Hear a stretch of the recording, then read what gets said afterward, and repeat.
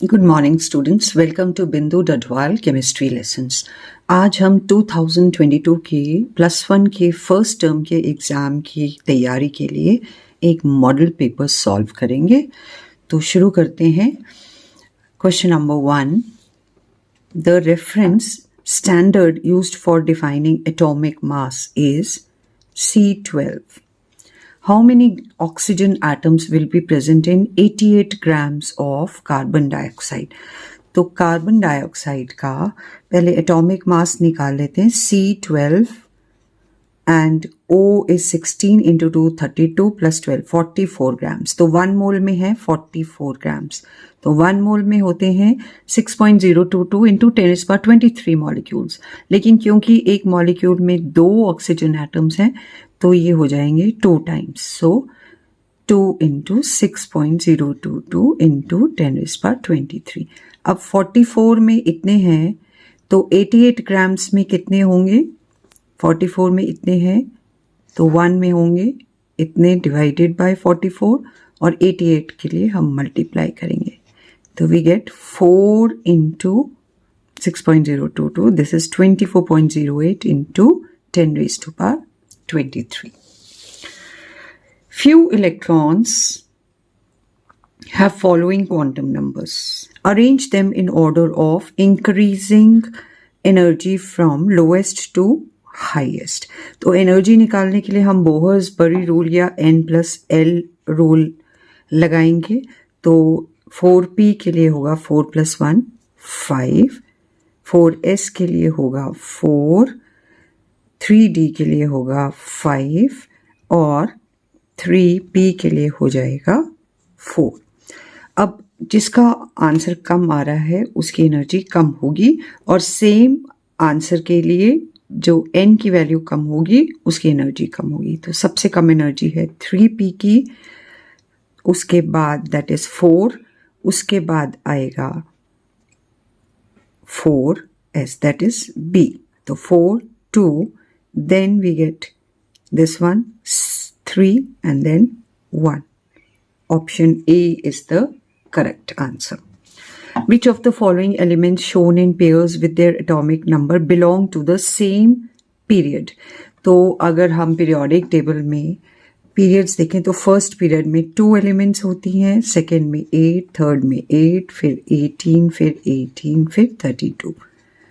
सो जो first period में जो एलिमेंट्स होती हैं वो है एटॉमिक नंबर 1 and 2, सेकेंड में 3 to 10, फोर्थ में है 11 and 8 18, फिफ्थ में है 19 to 36, सिक्स्थ में है 37 to 54। तो एटॉमिक नंबर 19 और 38, 19 and 38 दो अलग अलग पीरियड्स में है, 12 and 17 सेम पीरियड में है, इस पीरियड में आ रहे हैं थर्ड पीरियड में। तो this is these pair belong to the same period, these belong to different. Which of the following compound shows maximum hydrogen bonding? तो अगर इलेक्ट्रोनेगेटिविटी के हिसाब से देखें तो फ्लोरीन सबसे ज़्यादा स्ट्रॉन्ग हाइड्रोजन बॉन्ड बनाएगा, लेकिन वाटर में एक वाटर मॉलिक्यूल 4 और वाटर मॉलिक्यूल्स के साथ हाइड्रोजन बॉन्ड से सराउंडेड होता है। तो इसलिए वाटर में सबसे ज़्यादा हाइड्रोजन बॉन्डिंग देखने को मिलेगी, maximum hydrogen bonding. Which of the following molecules is formed by sp2 hybrid orbitals? So BF3 में sp2 होती है, जबकि दूसरों में sp3 and this is BeF2, it has sp. Oxidation number of manganese in its compound MnCl2 यहाँ +2, MnOH3 यहाँ +3, MnO2 यहाँ +4 and KMnO4 में +7 होता है। +2, +3, +4 and +7. Option B is the correct answer. Which property of hydrogen is shown in the following reaction? तो ferric oxide के साथ 4 hydrogen combine करते हैं, आयरन में रिड्यूस कर देते हैं, तो hydrogen is acting as a reducing agent, तो इसका रिड्यूसिंग कैरेक्टर दिख रहा है। Maximum -I effect is exerted by, तो सबसे स्ट्रॉन्ग इलेक्ट्रॉन विड्रॉइंग ग्रुप है हमारा nitro, so option D is the correct answer. The most stable free radical among the following is, तो tertiary free radical सबसे ज़्यादा stable होता है, D will be the correct answer. Splitting of spectral lines under the influence of magnetic field is called Zeeman's effect. As we move from left to right, the electronegativity increases. An atom which is highly electronegative will have high value of ionization enthalpy. Dash electrons are involved in the formation of nitrogen molecule. तो nitrogen molecule, nitrogen की electronic configuration 1s2, 2s2, 2px1, 2py1 and 2pz1 है। तो इसके p orbital के electrons जो हैं वहाँ sharing होगी, तो 6 2p electrons are involved in the formation of nitrogen molecule. They will form 1 sigma bond and 2 pi bonds. The acceptor of electron is, जो खुद इलेक्ट्रॉन गेन कर रहा है वो किसी और की ऑक्सीडेशन करा रहा है, तो acceptor of electrons is called oxidizing agent. A reagent that takes away one electron pair is called, अगर सिर्फ electrons कहा होता तो we would have called it an oxidizing agent, but electron pair की बात हो रही है, तो Lewis acids जो हैं वो electron pair accept करते हैं और as an acid behave करते हैं। तो this question is from equilibrium, chemical equilibrium, not in your syllabus.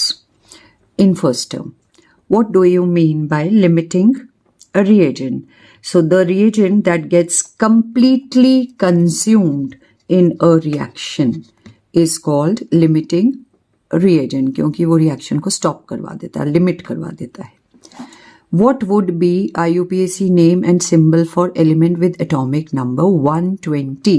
तो 1 के लिए हम UN prefix डालते हैं, 2 के लिए हम bi डालते हैं, फिर 0 के लिए हम nil डालते हैं और फिर लास्ट में IUM लगाते हैं, तो IUPAC नेम हो जाएगा unbinilium. Draw the Lewis dot structures for carbonate ions. तो स्ट्रक्चर के लिए हमारे पास सेंट्रल एटम है कार्बन, कार्बन और ऑक्सीजन के 3 एटम्स हैं जो उसके आसपास बनाएंगे हम, और total electrons, valence electrons 4 + 6 3 18, 22 + 2 24 electrons डालने। We begin by putting 2 electrons between all the carbon oxygen bonds and then एक में अब 24 में से 6 हमने डाल दिए हैं, तो अब रह गया हमारे पास 18 इलेक्ट्रॉन्स। सो 2 4 6 8 10 12 and 14 and 16 और 2 इधर और शेयर करा दिए इनके बीच में, सो दैट सभी एटम्स का ऑक्टेट कंप्लीट हो गया। तो इस तरीके से हमारे पास एक कार्बन और इस ऑक्सीजन में सिंगल बॉन्ड है, इसमें और इसमें भी सिंगल बॉन्ड है, और इसमें और इसमें डबल बॉन्ड है, इधर 4, इधर 6 और इधर 6। सो this is how we get the Dewey structure of carbonate ion, क्योंकि 2 नेगेटिव चार्ज है वो हम ब्रैकेट के बाहर शो करेंगे। This is the Dewey structure for carbonate ion. What causes the temporary hardness of water? तो the bicarbonate salts of calcium and magnesium which are dissolved in water will be causing the temporary hardness of water. Write the IUPAC name of this compound. तो हम यहाँ से longest chain select करेंगे 1 2 3 4 5 6। तो hexane 2 and 4 dione is the IUPAC name. Calculate molarity of NaOH. Now molarity is number of moles per liter of solution.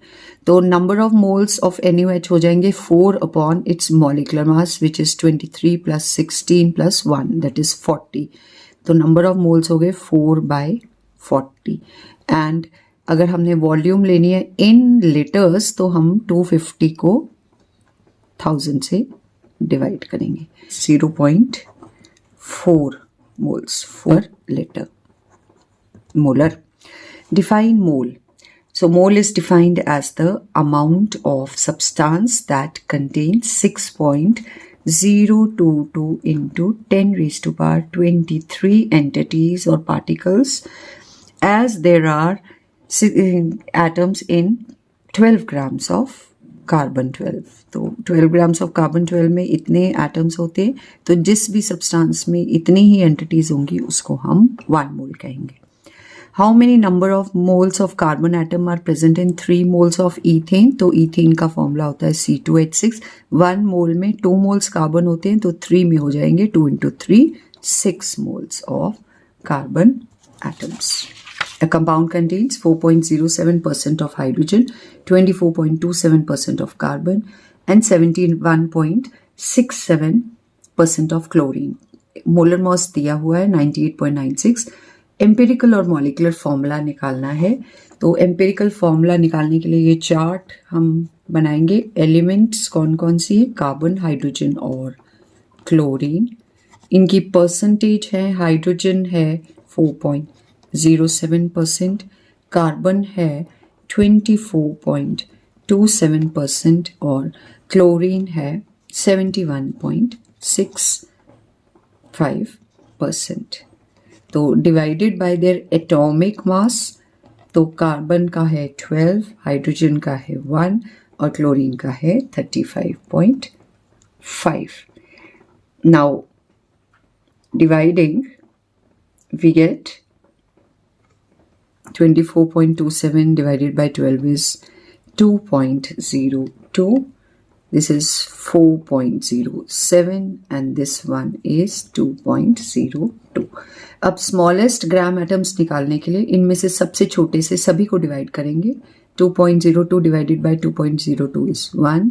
4.07 divided by 2.02 is 2 and 2.02 divided by 2.02 is 1. तो empirical formula आ गया C1H2Cl1.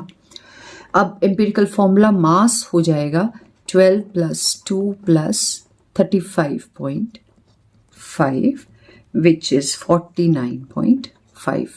और molecular formula निकालने के लिए N आ जाएगा. Molecular mass जो कि हमें दिया हुआ है 98.96 divided by empirical formula mass जो हमने निकाल लिया 49.5.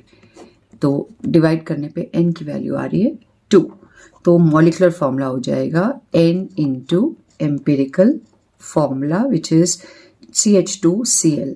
तो 2 इंटू CH2Cl हो जाएगा C2H4Cl2. This is the molecular formula of the compound.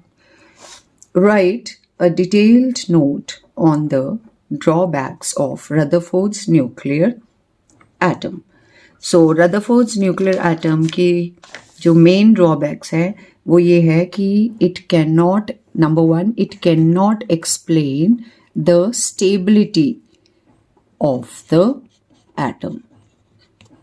क्योंकि रदरफोर्ड के कॉन्सेप्ट के हिसाब से इलेक्ट्रॉन्स जो हैं वो न्यूक्लियस के आसपास ऑर्बिट्स में घूम रहे हैं. लेकिन जो वेव थ्योरी है मैक्सवेल की उसके अकॉर्डिंगली अगर चार्ज्ड पार्टिकल जो है इट गेट्स एक्सेलरेटेड तो इट विल लूज एनर्जी और धीरे धीरे कम एनर्जी के कारण वो कोलैप्स कर जाएगा. लेकिन क्योंकि एटम स्टेबल होता है रदरफोर्ड इस कॉन्सेप्ट को एक्सप्लेन नहीं कर पाया. And second is it does not explain the structure of atoms, that is distribution of electrons around the nucleus and their energies. Next question is, what do you mean by line spectra of hydrogen? तो जब हम किसी atom को excite करके उससे जो radiation निकलती है उसको प्रिज्म के थ्रू पास करके जो स्पेक्ट्रम ऑब्टेन करते हैं वो लाइंस के फॉर्म में होता है, तो इस स्पेक्ट्रम को हम लाइन स्पेक्ट्रम कहते हैं. Lines are of different frequencies. So this is the diagram for obtaining the line spectrum of an atom.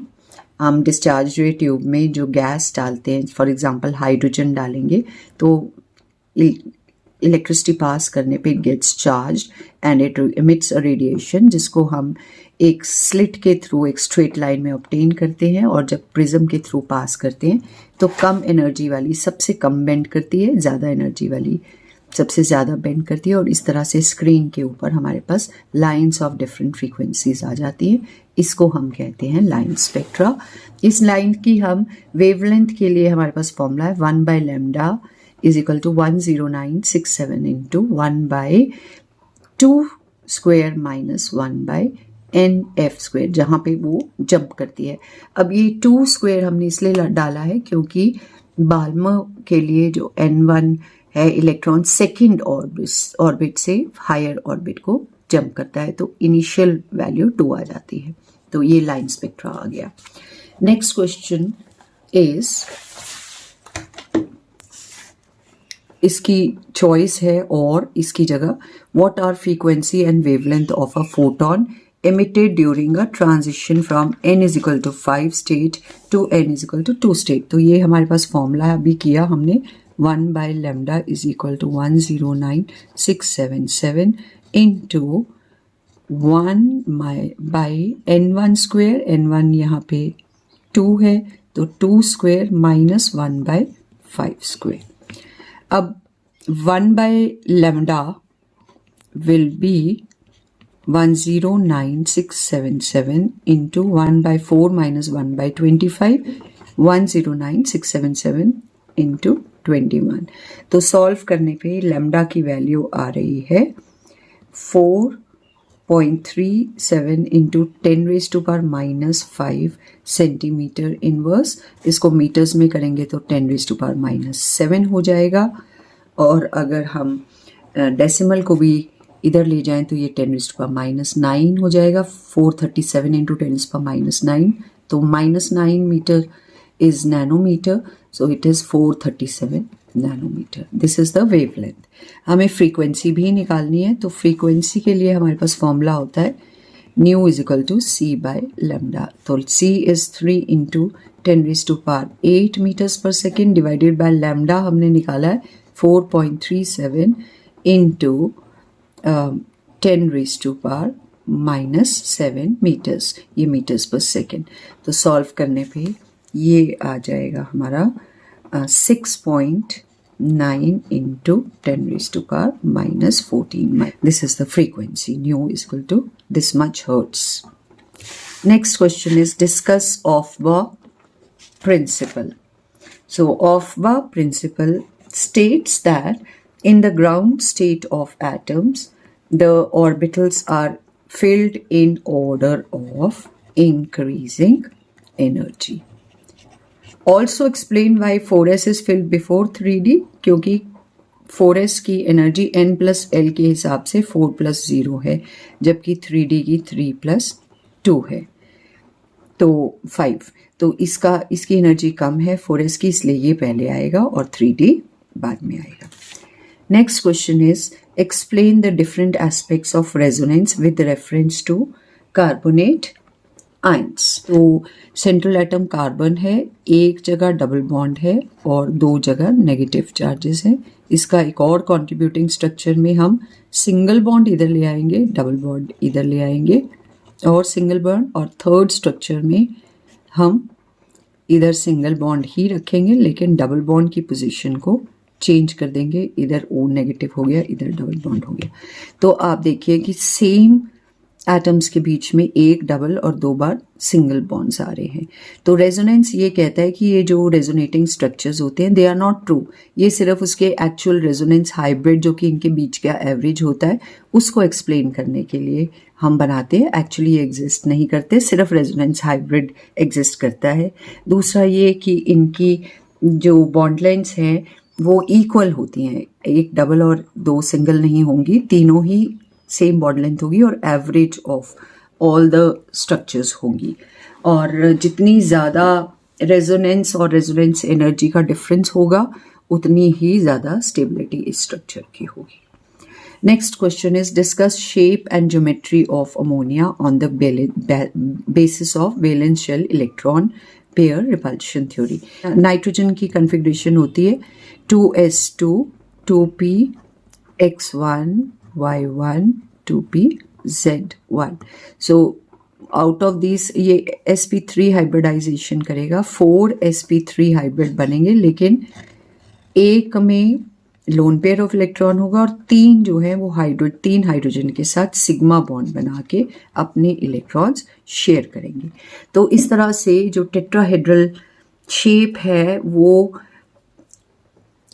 Pyramidal हो जाता है क्योंकि एक पोजीशन लोन पेयर से ऑक्यूपाइड है। लोन पेयर बॉन्ड पेयर की रिपल्शन ज़्यादा होने की वजह से शेयर्ड पेयर आपस में एक दूसरे के ज़्यादा क्लोज हो जाते हैं और बॉन्ड एंगल 109 की जगह कम होके 107 डिग्रीज आ जाता है। Compare the relative stability of the following species and indicate their magnetic properties. तो एक है हमारे पास सुपर ऑक्साइड O2 नेगेटिव, दूसरा है पर ऑक्साइड O2 2 नेगेटिव। तो O2 में होते हैं 16 इलेक्ट्रॉन, तो विद 1 नेगेटिव चार्ज ये हो गया 17 इलेक्ट्रॉन। तो 17 electrons will be filled by K में 4 इलेक्ट्रॉन्स चले गए। Then we have sigma 2s2 sigma star 2s2 and then we have sigma 2pz, then pi 2px, then pi 2py में 2 electrons, and then we have pi star 2px में 1 electron। तो ये 4 + 6 8 10 12 14 15, तो pi star 2py यहाँ 2 और यहाँ 1 17 electrons हो गए। तो अब बॉन्ड एंगल कितना आ जाएगा, number of electrons in bonding minus number of electrons in anti bonding upon 2। तो ये हमारे पास बॉन्ड ऑर्डर आ गया 8 - 5 अपॉन 2, दिस 3.2 इज 1.5। तो पर ऑक्साइड सुपर ऑक्साइड में बॉन्ड ऑर्डर है 1.5।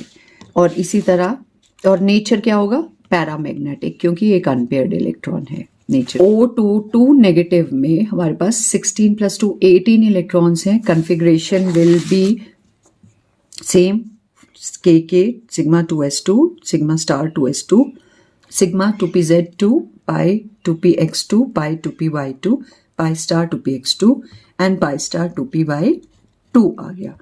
तो एक एंटी बॉन्डिंग में इलेक्ट्रॉन और फिल हो गया, तो 8 - 6 अपॉन 2 जो पर ऑक्साइड है उसमें बॉन्ड ऑर्डर हो जाएगा 1। इसमें 1.5 था और इसमें 1 है, और क्योंकि सारे पेयर्ड इलेक्ट्रॉन्स हैं so it is diamagnetic in nature.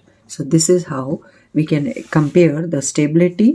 जिसका बॉन्ड ऑर्डर ज़्यादा है वो ज़्यादा स्टेबल है, और मैग्नेटिक जिसमें पेयर्ड है वो डायमैग्नेटिक, जिसमें अनपेयर्ड है वो paramagnetic. Among ammonia, water, HF, which would you expect to have highest magnitude of hydrogen bonding and why? So, ammonia, water and HF में water में 4 hydrogen bonds होते हैं, water molecules 4 adjacent water molecules के साथ बनाते हैं। तो इसमें सबसे ज़्यादा हाइड्रोजन बॉन्डिंग होगी।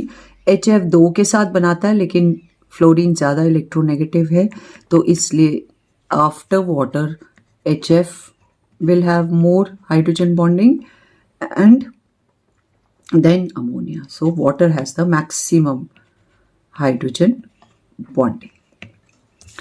What do you mean by transition metals? Elements belonging to D block elements have the last electron filled in the D subshell. इनकी प्रॉपर्टीज S ब्लॉक और P ब्लॉक के बीच की होती हैं, तो they are showing transition from metallic behavior to non-metallic behavior. So these elements are called transition metals. How would you explain the fact that first ionization enthalpy of sodium is lower than that of magnesium? तो क्योंकि sodium का 11 configuration है 281, तो एक electron ये आसानी से देकर फर्स्ट आयोनाइजेशन एनर्जी कम, थोड़ी सी एनर्जी में ही ये स्टेबल नोबल गैस की कॉन्फ़िगरेशन एक्वायर कर लेता है, जबकि मैग्नीशियम 12282 एक इलेक्ट्रॉन देकर इसका स्टेबल स्ट्रक्चर नहीं होगा, और साथ में मैग्नीशियम का साइज भी जो है वो सोडियम से कम है, न्यूक्लियर चार्ज ज़्यादा है, तो उस इलेक्ट्रॉन को निकालने के लिए एनर्जी ज़्यादा चाहिए होगी।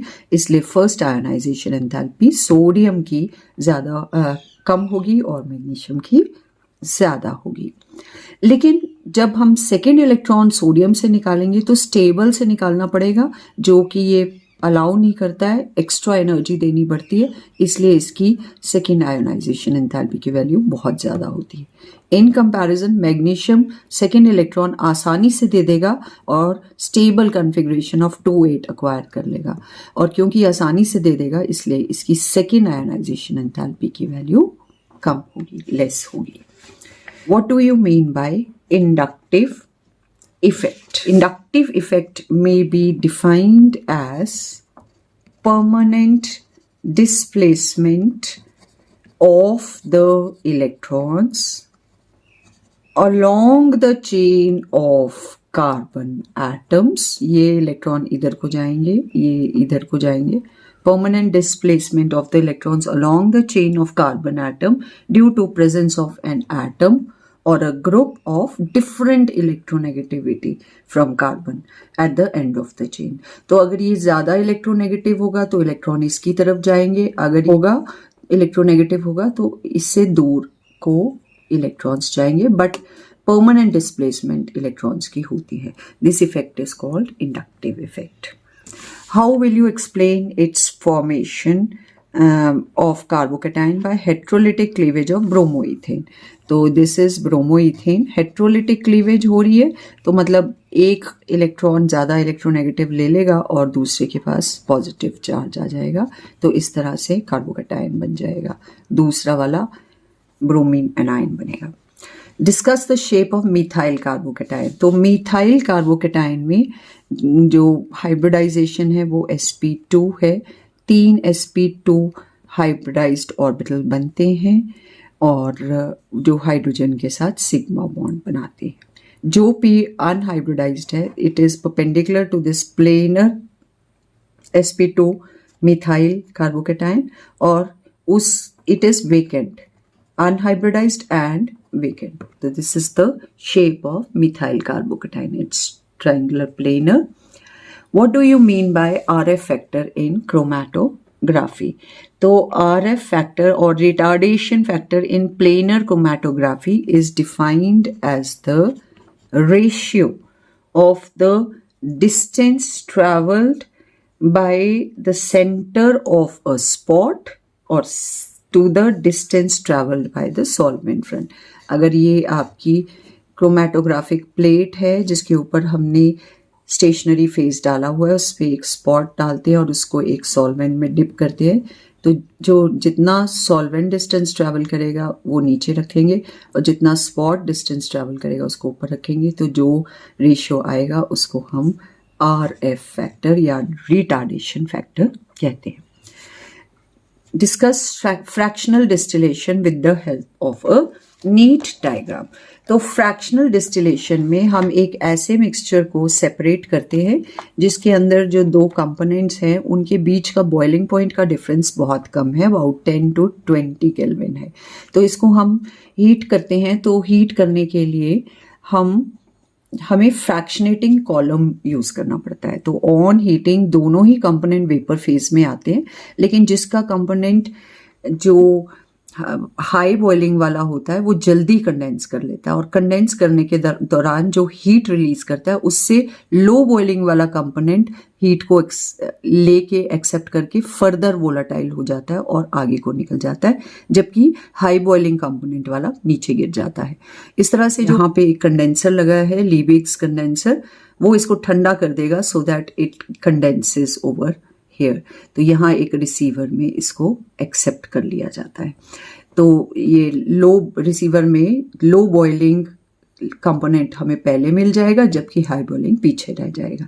इस तरह से दोनों को हम सेपरेट कर सकते हैं, और इस मेथड को हम फ्रैक्शनल डिस्टिलेशन कहते हैं।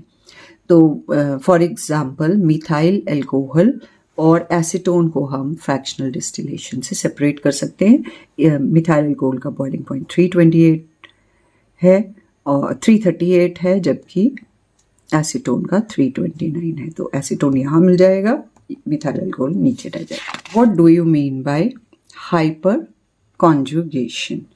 तो इलेक्ट्रॉन रिलीजिंग ग्रुप जनरली जो है वो प्लस आई इंडक्टिव इफेक्ट शो करता है, और मिथाइल का इलेक्ट्रॉन रिलीजिंग ग्रुप इफेक्ट सबसे कम होता है, उसके बाद इथाइल, उसके बाद सेकेंडरी प्रोपाइल, उसके बाद टर्शरी ब्यूटाइल। तो इन इलेक्ट्रॉन रिलीजिंग इफेक्ट का ऑर्डर ये होता है। लेकिन अगर ये सेम ग्रुप्स अगर आप एक डबल बॉन्ड कार्बन के साथ कॉन्जुगेशन में आप लगाएंगे तो उस केस में कॉन्जुगेशन हो जाती है और अल्फा कार्बन हाइड्रोजन के बॉन्ड के इलेक्ट्रॉन्स रेजोनेंस करते हैं, ये इधर आ जाएंगे, ये इलेक्ट्रॉन्स इधर आ जाएंगे। तो इस तरह से जो जैसे मिथाइल अल्फा पोजीशन पे है तो इसमें ज़्यादा अल्फा हाइड्रोजन्स हैं, जबकि इन कंपैरिजन अगर सेकेंडरी हाइड्रोजन्स होंगे, सेकेंडरी एल्काइल ग्रुप होगा, तो नंबर ऑफ अल्फा हाइड्रोजन्स 3 की बजाय कम है, 2 हैं। तो इसमें स्टेबिलिटी कम आएगी क्योंकि इसके स्ट्रक्चर्स कम बनेंगे। जितने ज़्यादा अल्फा हाइड्रोजन्स होते हैं उतने ही कॉन्जुगेटिंग हाइपर कॉन्जुगेटिंग स्ट्रक्चर्स बनते हैं। ये जो प्रोसेस है कि the order of electron releasing effect gets reverse when it's attached to an unsaturated system, this behavior is explain with the help of resonance, and the structures are called hyperconjugation or no bond resonance. After the electrons move here, the hydrogen is attached to this particular carbon without any electrons in between. So this is also called no bond resonance. Next question. Discuss Dumas method for estimation of nitrogen. So Dumas method for estimation of nitrogen can be used for estimating nitrogen of all compounds. तो इस process में हम सबसे पहले एक question tube लेते हैं। उस ट्यूब में सबसे पहले कार्बन डाइऑक्साइड के एटमॉस्फेयर को पास करेंगे, कार्बन डाइऑक्साइड गैस को पास करेंगे so that air is displaced. जब एयर डिस्प्लेस हो जाती है उसके बाद हम जो ऑर्गेनिक सैंपल है जिसमें से नाइट्रोजन को हमने एस्टिमेट करना है उसको हम कॉपर ऑक्साइड के मिक्सचर के साथ यहाँ डालते हैं। उससे पहले हमने ऑक्सीडाइज्ड कॉपर गॉज रखा होता है ताकि अगर इन केस कुछ प्रोडक्ट्स यहाँ के वोलेटाइल प्रोडक्ट्स बैक जाना चाहे तो ऑक्सीडाइज कॉपर गाज उनको बैक की तरफ नहीं जाने देता है, सिर्फ फ्रंट साइड में जाने देगा। तो सबसे पहले सोडियम बाइकार्बोनेट को हीट करके कार्बन डाइऑक्साइड गैस को पास करेंगे so that air is displaced. उसके बाद ये ऑर्गेनिक सैंपल, इसके बाद ये जो हमारी कंबस्टन ट्यूब है इसमें ये ऑक्सीडाइज्ड कॉपर का गॉज है, फिर कॉपर ऑक्साइड और सब्सटेंस है, फिर कोर्स कॉपर ऑक्साइड है और लास्ट में फिर रिड्यूस्ड कॉपर गॉज है। तो प्रिंसिपल क्या है कि ऑर्गेनिक कंपाउंड को जब हम हीट करेंगे in excess of copper oxide तो उसमें ऑर्गेनिक सैंपल में जो कार्बन है वो ऑक्सीडाइज होकर कार्बन डाइऑक्साइड बना लेगा, हाइड्रोजन जो है वाटर बना लेगा और नाइट्रोजन फ्री हो जाएगा कंपाउंड से। अब कार्बन डाइऑक्साइड गैस और वाटर वेपर्स जो है इनको जब हम यहाँ से पास करते हैं तो वो KOH के एटमॉस्फेयर में एब्जॉर्ब हो जाते हैं, जबकि फ्री नाइट्रोजन यहाँ इसके ऊपर कलेक्ट हो जाती है इन स्किफ्स नाइट्रोमीटर। उसको मेजर करके हम नाइट्रोजन की एस्टिमेशन कर सकते हैं। जब हम यहाँ पे ऑक्साइड्स इसको हीट कर रहे हैं तो उस दौरान जो नाइट्रोजन फ्री हो रही है, इन केस नाइट्रोजन के साथ साथ कुछ नाइट्रोजन के ऑक्साइड्स भी बनते हैं, तो यहाँ पे रिड्यूस्ड कॉपर उसको वापस रिड्यूस करके नाइट्रोजन में कन्वर्ट कर देता है, so that all available nitrogen comes out in the form of gas here. और उसके बाद इस फॉर्मूले के अकॉर्डिंगली हम नाइट्रोजन की एस्टिमेशन कर लेते हैं। जो भी गैसेस मिक्सचर है, जब हम उसको KOH के थ्रू पास करेंगे तो CO2 और वाटर एब्जॉर्ब हो जाएगा, नाइट्रोजन कलेक्ट हो जाएगी, मेजर कर लेंगे। वाटर बैरोमीटर से उसका प्रेशर मेजर कर लेते हैं, उसको NTP पे कन्वर्ट कर लेते हैं using the formula P1V1/T1 = P2 V2/T2। क्योंकि एक्वस टेंशन को भी अकाउंट फॉर करना है, तो जो भी प्रेशर हमने मेजर किया है उसमें से एक्वस टेंशन को माइनस करके हमारे पास P1 आएगा। वॉल्यूम हमने जितनी मेजर की है वो आ जाएगी। टेम्परेचर जो हमारा मेजर है +273, NTP पे प्रेशर होगा 760, टेम्परेचर होगा 273 और वॉल्यूम कैलकुलेट कर लेंगे। इस वॉल्यूम को हम इस फॉर्मूले में डालते हैं for estimating the percentage of nitrogen, which will be 28/22 400 into V2/W into 100. This is Dumas method for estimation of nitrogen. That's all in today's video. If you like the video, please do share and subscribe. Thank you. Have a nice day. यही आपका paper का pattern है जो first term exam में आएगा। आप अपनी preparation इसके अकॉर्डिंगली कर सकते हैं।